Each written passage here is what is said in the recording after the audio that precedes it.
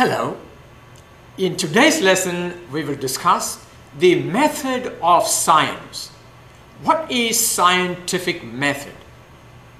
Well, in order to answer that, you need to know what science is. Is that right? When did science originate?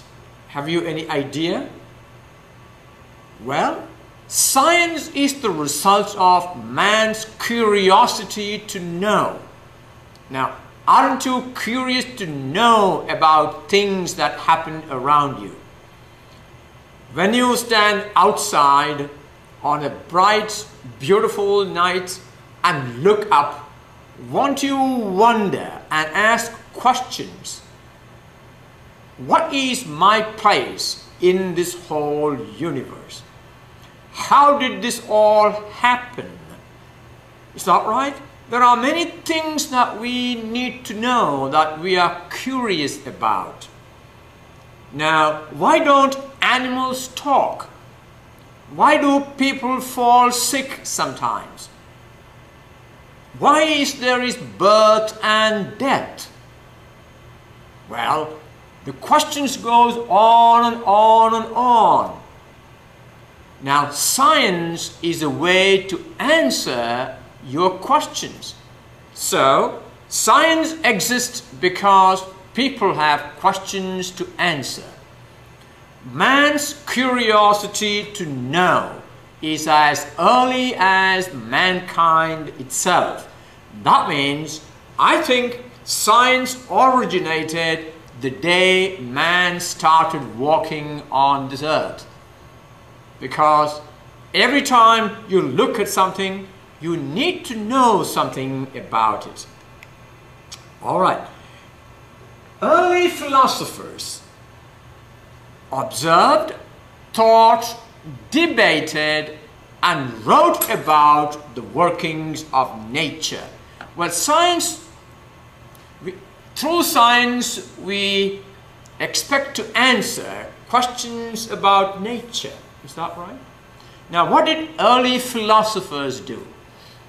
They worked about conjectures. They debated about the questions. Now, modern science did not start until about 300 years ago, which is based on experiments. Now, in the past, answers to questions were obtained normally by discussing, arguing, and talking about, so that we could find the answers. Now, there's a very funny, interesting episode that a group of learned people wanted to answer a question like, how many teeth has a pony got? And they were all inside the building talking about it. They were talking about it for 2 or 3 hours. And then a little boy said, why don't you people look at the pony standing just outside, open its mouth and count the number of teeth, rather than just talking about it, rather than just thinking about it, rather than just philosophizing about it. You see? And that is probably the birth of modern science. Experimentation. So experimentation is at the heart of modern science. Now, modern scientific investigation, that is the basis of modern science. Investigation, experimentation, and investigation. So, modern scientific investigation did not start until the time of Galileo and Newton, about 300 years ago. So, modern science is only as old as 300 years ago, when people started experimenting to find out the answers to questions. Now, scientific investigation provides understanding through experimental evidence. So, that means if you have no experimental evidence, it will be difficult for us to call it a scientific principle. Is that right? And probably that is the big difference between science and religion. Because in religion, you believe. In science, you need to have experimental evidence. So, thinking alone is not sufficient to answer questions. Conjectures alone is not enough to answer questions. We need to have solid experimental evidence in answering questions in science. So what is therefore scientific method?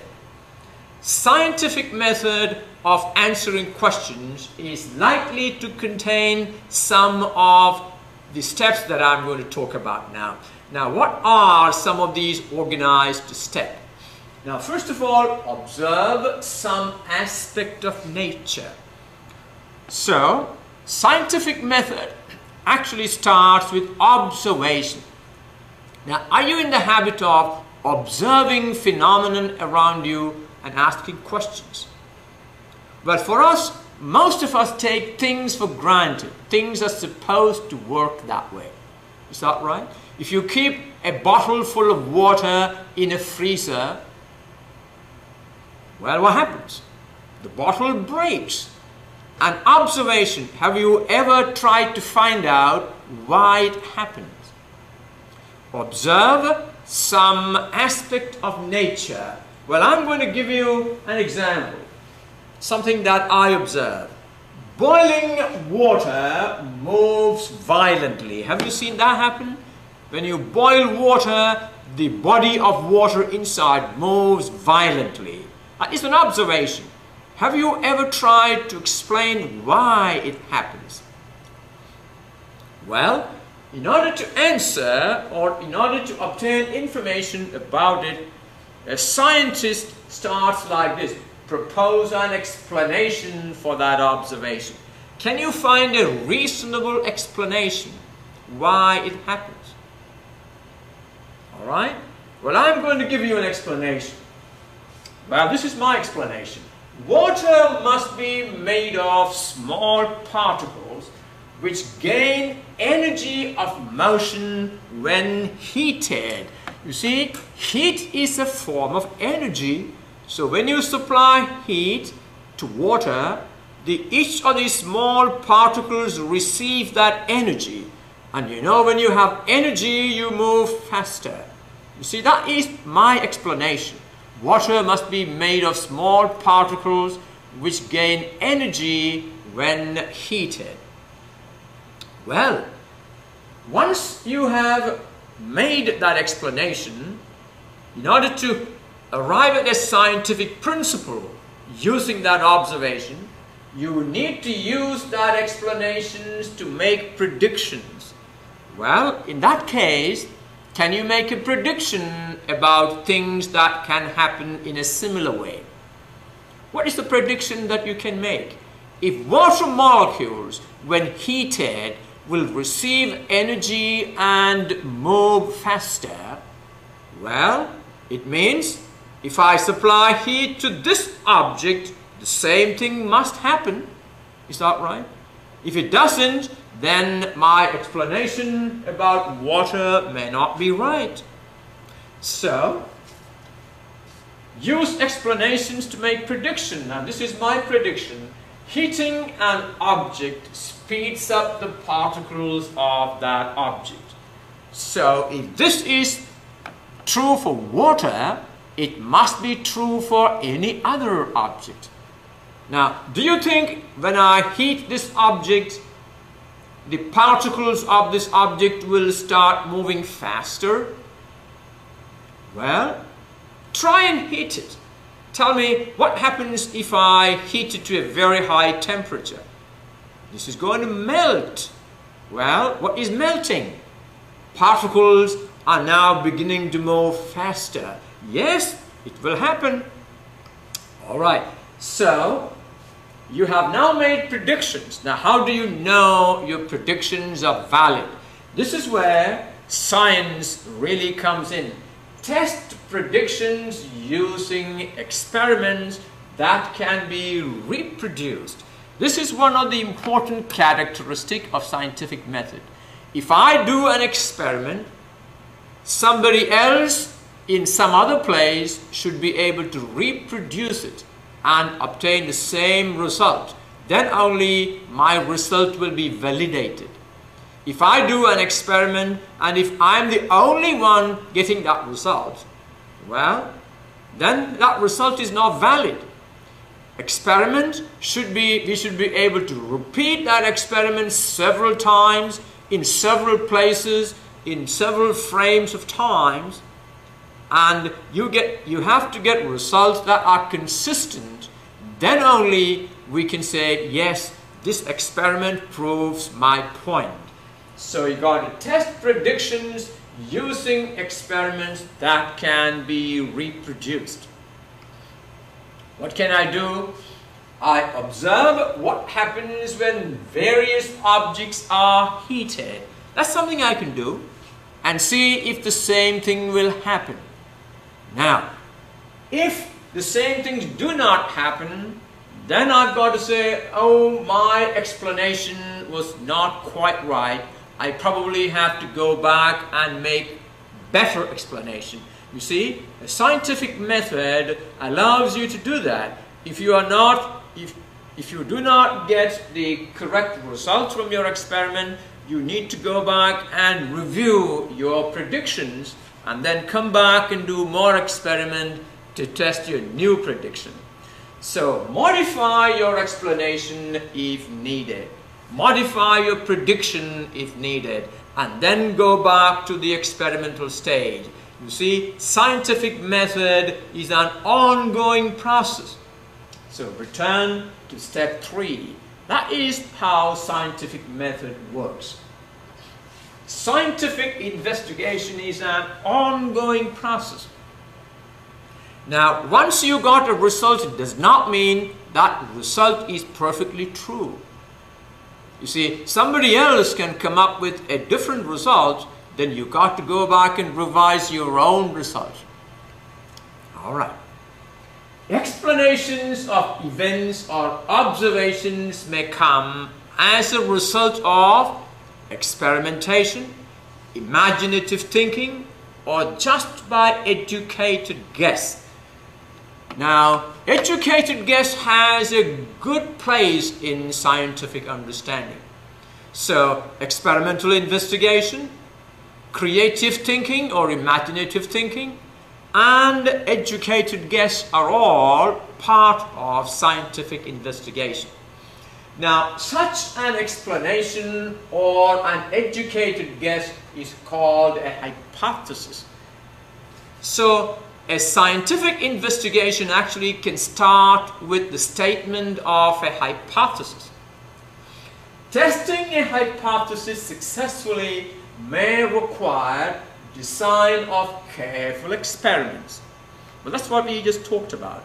An experimental evidence may lead from a hypothesis to a theory.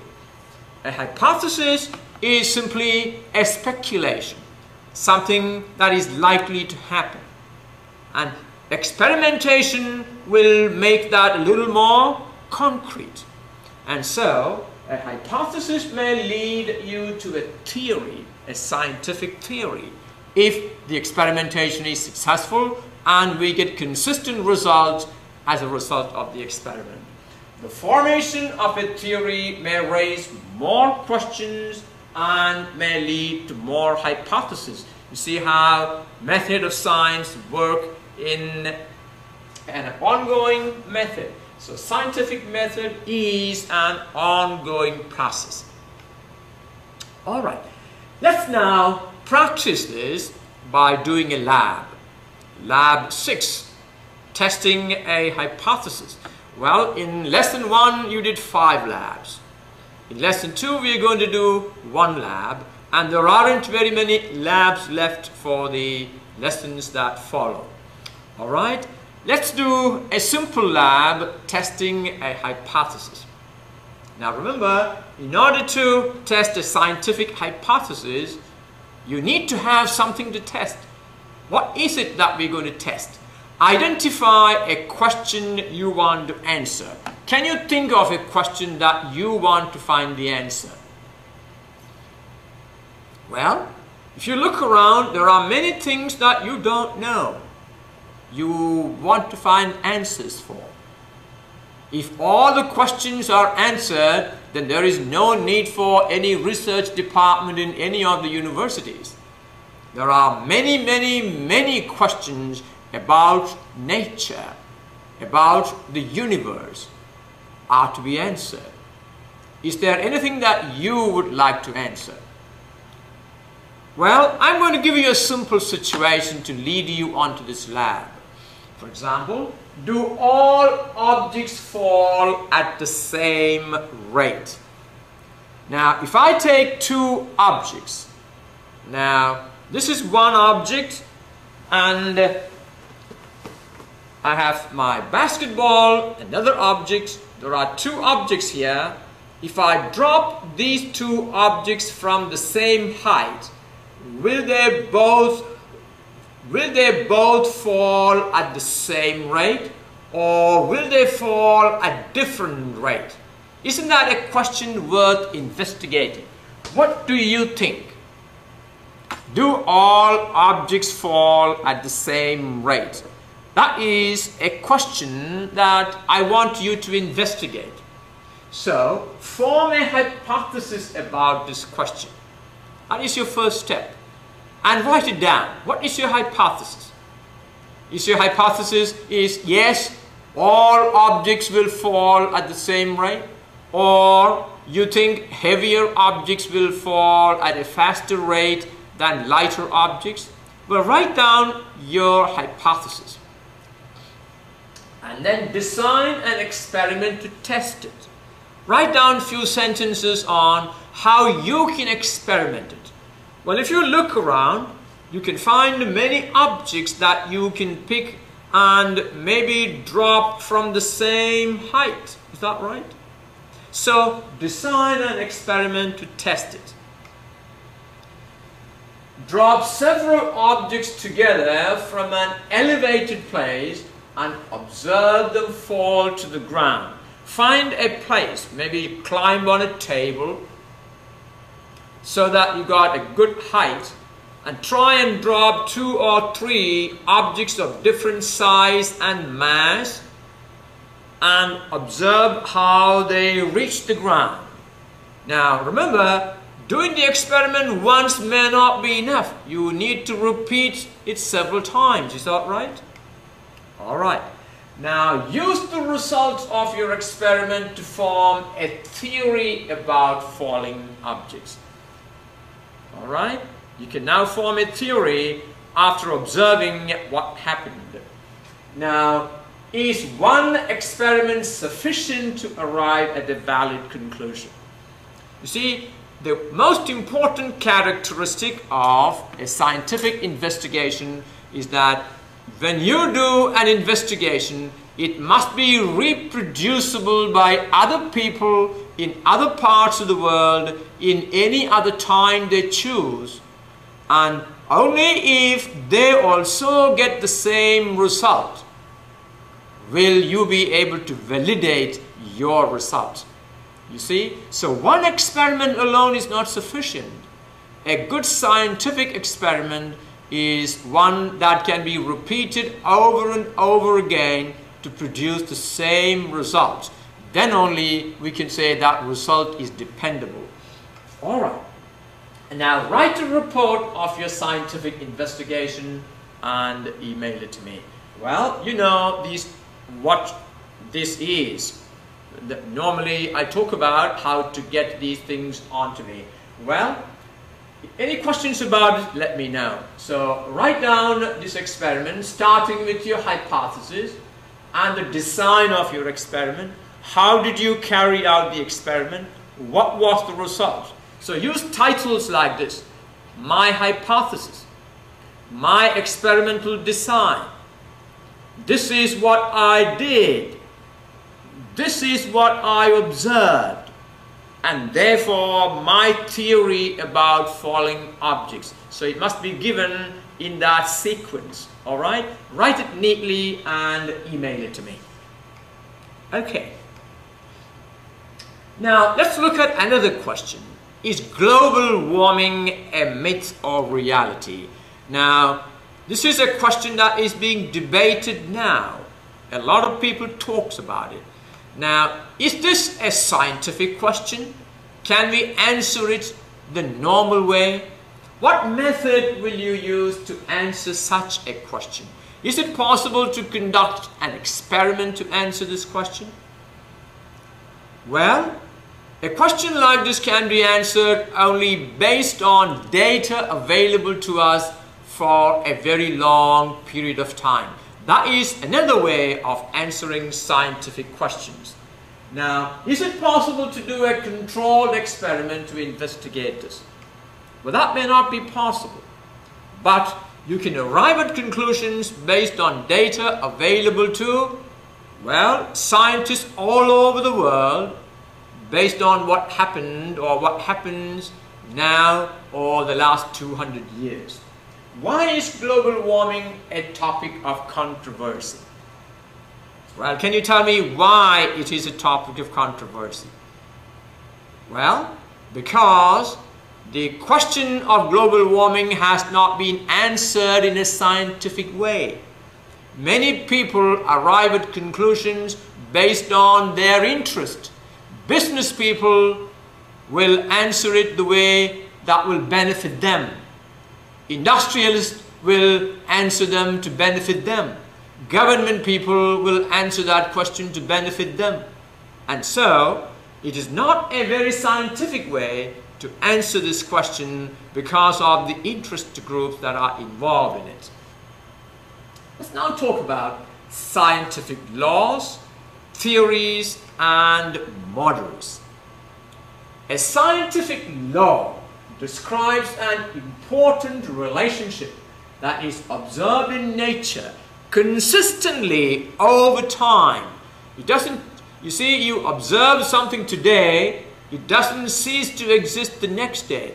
This observation has to be consistent over a long period of time. Then only it becomes a scientific law.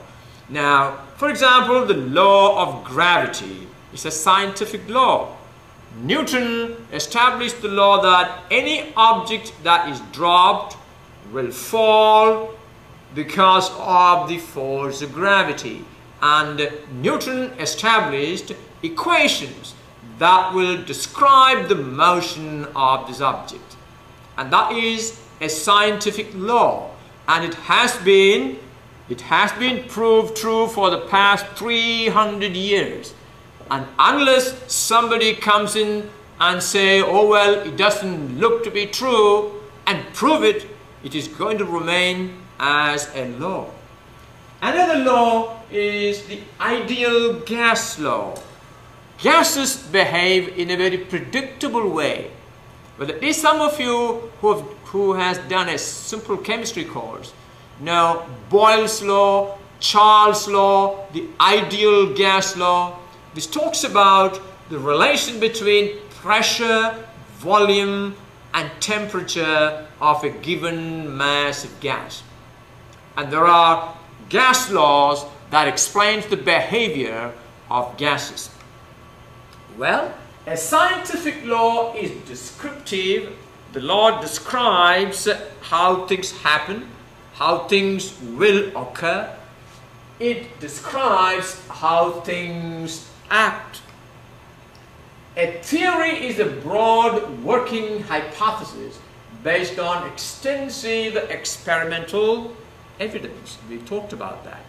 A theory evolves based on the experimental evidence. Only through experimental evidence we can evolve or we can arrive at a theory. Now, what is a model? What is a scientific model?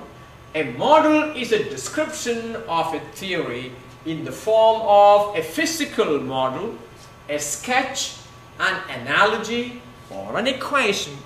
For example, when you look at the drawing of a picture of the solar system with the sun at the center and the planets all going around it, you are looking at a physical model, a drawing. When you look at the model of an atom, have you heard of atom models, atomic models? a nucleus at the center with the electrons going around it. That is a scientific model. So a model can be a physical model. You can construct a model. It can be a sketch, a drawing. It can be an analogy or an equation. A model used to explain the working of a theory that is too difficult to directly observe. There are many things that are too difficult to directly observe because nobody has seen an atom. But we have a fair idea how an atom looked like due to experimentation. And so to explain it, you got to draw diagrams. You see, a model is used to explain things that are too difficult to observe, too difficult to directly observe, too big or too small. The universe is too big for us to see directly. An atom is too small for us to see directly. We can explain the working of this by drawing diagrams. The sketch of the solar system is a physical model.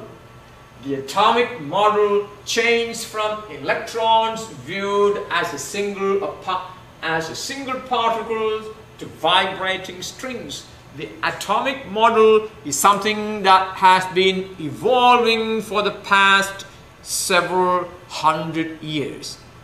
And we still don't have a very good picture of the atom. Something that we knew about 200 years ago is now still evolving. All right. Now, applications of scientific laws. We are now able to live in the 21st century comfortably enjoying the fruits of scientific understanding. Is that right? Now, imagine life before the Industrial Revolution. Can you imagine life before there were no washing machines? There were no dishwashers, there were no radios, there were no telephones, there were no cars. Now look at what science and the applications of science has brought to us. So, applications of scientific theories help us to enrich life, help us to live a better life, a more comfortable life. Is that right? Or makes us lazy? Well, that may not be. So, theories on the life cycle of stars help us answer questions about the universe. Now, that's what we're going to do in our next lessons. Start talking about the life cycle of stars. Once you understand the life cycle of stars, we get a picture of the whole universe. Don't you want to answer the questions like, where did the universe come from? What is the origin? Well, we will soon be talking about those questions. Now, genetic engineers have altered the chemical code system of microorganisms to produce new drugs. You see, we are now able to live a healthier life. People are living longer because of the new drugs that are being made available by applying our scientific knowledge. Antibiotics and enzymes and aggressive and high-yielding crops. You see, wheat, rice, maize, corn and so on, they are hybrid varieties which can grow in very arid and difficult climate. Now, all these are scientific investigations. The applications of it has made life easier. Poor countries can now grow corn even when the rains are not very much available. Well, those are all successes of scientific investigations and applications of science. Now, a theory on microorganisms led Louis Pasteur to develop vaccination against rabies. Now, before such vaccinations were available, a lot of people used to die of dog bites, of rabies. But people don't have to die anymore of rabies. Why? Because we have this vaccine available as a result of scientific investigation. Scientific investigation and application of scientific theories started the Industrial Revolution. In fact, all the fruits of science we enjoy after the advent of Industrial Revolution. Our life changed. Now, look at the difference between life in a developed country and life in an underdeveloped country. If you go to Africa, where some countries have not really reaped the benefit of Industrial Revolution. There's a big gap between the living standards, and that big gap is due to the fact that applications of science hasn't actually reached some parts of the world. But you can see how much we owe to science. So even some of you who do this course simply because it is required and you don't really want to do it, is that right? Well, you must be very thankful to science and the method of science that you have a comfortable life, a beautiful setup to go around and enjoy your life. All this is made possible through science, by people simply asking simple questions and trying to find answers to it. And that is something you should also practice. It is something that will make life worth living. So even if you're not a science student, the method of science is something that will help you throughout your life. What is the difference between science and non-sciences? Now, a scientist continually challenges and tests principles, assumptions, and to determine the cause and effect relationship. A scientist will not rest by getting just one answer. The scientist continuously challenges and questions things. That is a characteristic of science.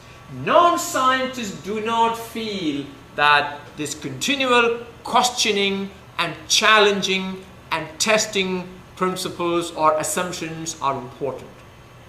Now, reliability of prediction is the central criteria for science. The unpredictability of economic changes. Have you ever heard about economic predictions made by people? Now, do all those predictions come true? Well, not always. So is economics a science? Let me ask you this. Weatherman predicts the weather. Now, does the predictions always come true? No. Therefore, can you say meteorology or weather is not a science at all? Well, there are certain areas you can't to put a line and say, well, it can cross the line sometimes. So, well, meteorology is still growing. We don't have a definite way of exactly predicting what will happen. That doesn't mean that meteorology does not follow scientific principles. Well, how about sociology or politics? Are they science? The principles of sociology, do they follow scientific method? Well, sometimes sociology is called social sciences. Is it reasonable to call it a science? Now, does the principles of sociology or politics follow the principles of science? I want you to think about it and answer these questions on your own. What is pseudoscience? A lot of people come with the pretext of science, pseudoscience. Now, there are a lot of beliefs in our society which are not based on scientific facts. Now, pseudoscience takes on the flavor of science, but is not valid or reliable. For example, evangelical Christians have a new theory of gravity called the intelligence theory of gravity. In fact, there are many reputed scientists who are after in the development of that theory. Now, intelligent theory that it is God's intention to make things fall. In other words, for them, Newton's theory of gravity is not important. For them, it's when God created things, He intended that things will fall. Now, does it make it science? Intention? Well, I don't know. I'm going to leave it for you to think about it. My purpose of bringing out all these is to give you avenues to think about it. Alright? The area of nutrition is full of pseudoscience. Now, these days, anytime you turn on the television, you are bombarded with information on nutrition that will make you lose weight, will make you live longer, will make you live healthier, will get rid of all kinds of cancers. Is that right? A lot of people will actually claim that if you do this, you will gain it. Well, are they all based on scientific facts? Don't believe any of them. If somebody says that red wine is good for your heart, well, how much scientific investigation has gone into it? So don't start drinking red wines because somebody said that. All that can be classified as pseudoscience. You see, that things that takes the flavor of science, but they are not valid scientific principles. Well, does it mean that science is a foolproof method of answering any questions? Well, not so. There are limitations for science. Science is a way of thinking and seeking information to solve problems. Well, it can be applied only to questions that have factual basis. You cannot answer questions that do not have factual basis using the scientific method. For example, you cannot use scientific method to answer questions on morals. For example, is abortion a wrong thing to do? Well, it's a moral question. And these days for us it's a political question. Is that right? But it is not a scientific question. Well, you can actually have scientific questions about abortion. You can say, what happens to the mother when abortion is done? What happens to the fetus when it is aborted? That can be answered scientifically, but you cannot answer other things about abortion. Should you ban abortion? All right, that's a moral question. Value judgments. You cannot have a scientific principle for value judgments. Social issues. Well, we live in a country where you got so many social issues based on race, ethnicity, well, or so many of them. Now, there are so many issues and questions. Can you solve those questions and issues using the method of science? Well, no. Science is limited in answering questions that have factual basis. You cannot answer questions that have no factual basis using the method of science. For example, what is the type of best music? Can you answer that question using science? Which wine is best? And so on. They are judgmental questions, and they do not involve the method of science. So, science is limited by the ability of people in understanding from the natural world. So, our scientific way of thinking is a way of answering questions from the natural world that have factual basis. So I hope you got a fair idea now of what science is, what is scientific method. Now, from the next lesson, we are actually going to practice it. We're going to look at the universe as a whole, and we're going to try and answer some questions about the universe. We are going to use the scientific method to do that. Does it mean that we will be able to answer questions exactly what the universe is? We will be able to find the truth about the universe? No, certainly not. But we will be able to answer some questions and form scientific theories. The theories may stand, it may break. Well, that is the nature of science. Science is an ongoing process. Is that right? All right. So science is self-correcting. If you make a mistake on a theory, you see, we will be able to detect it at some point and we will be able to correct it. Science is self-correcting. As we get better in collecting information, scientific theories will become better. And that is the merit of science. All right, so I'm going to leave you with this. We have talked about the science and its method.